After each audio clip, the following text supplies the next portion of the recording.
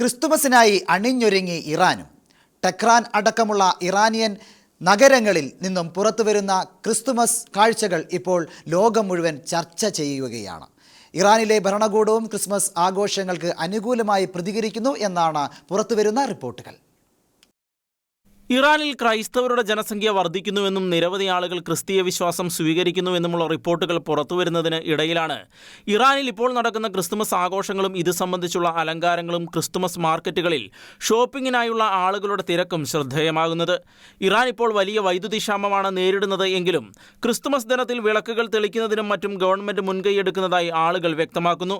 മുൻപ് ഇസ്ലാമല്ലാത്ത ഒരു മതത്തിനും പരസ്യമായി തങ്ങളുടെ മതപരമായ ചടങ്ങുകൾ നടത്താൻ സാധ്യമല്ലാതിരുന്ന ഇറാനിലാണ് ക്രിസ്തുമസ് ആഘോഷങ്ങളും ക്രിസ്തുമസ് മാർക്കറ്റുകളും ഇപ്പോൾ ഇടം പിടിച്ചിരിക്കുന്നത്.